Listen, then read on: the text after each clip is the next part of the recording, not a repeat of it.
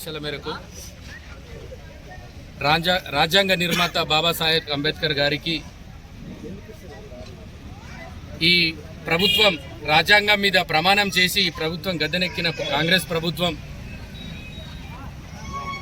గిరిజనుల పైన దళితుల పైన అరాచకాలు ప్లస్ లగచర్ల రైతుల్లో అక్రమంగా అరెస్టును ఆ రైతులను విడుదల చేయాలని చెప్పి ఇలా బాబాసాహెబ్ అంబేద్కర్ గారికి వినతిపత్రం ఇవ్వడం జరుగుతున్నది. ఖానాపూర్ నియోజకవర్గం బీఆర్ఎస్ పార్టీ తరఫున. రైతులు ఏం పాపం చేశారు? వాళ్ళ పాపం మీద మేము భూమి ఇయ్యమన్నారు.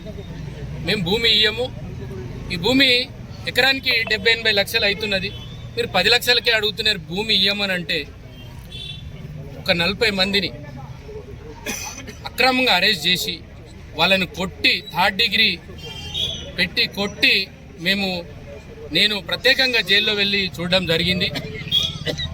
చాలా బాధాకరం. ఇక్కడ భూమి ఇయ్యమంటే జైలు వేయడము ఇది ఎక్కడ రాజ్యాంగం? మీరు పోలీసులను పెట్టి భయపెట్టి భూములు లాక్కొని మేము పరిపాలన చేస్తామంటే బీఆర్ఎస్ పార్టీ తరఫున మేము చూస్తూ ఊరుకోం.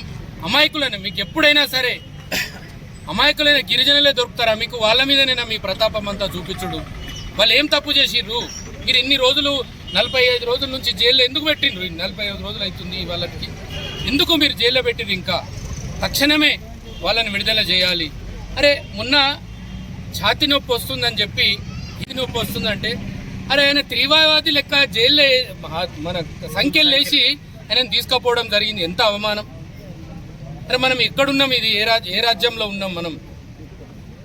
అందుకనే బీఆర్ఎస్ పార్టీ తరఫున మేము ఒకటే డిమాండ్, అమాయకులైన రైతుల మీద మీ ప్రతాపం చూపెట్టకండి. మీకు ప్రజలు 5 సంవత్సరాలు పరిపాలించే తీర్పు ఇచ్చిర్రు. ప్రజలు మన్నను పొందే పనులు చేయండి. కానీ అమాయకులైన రైతుల మీద మీ ప్రతాపం చూపెట్టకండి.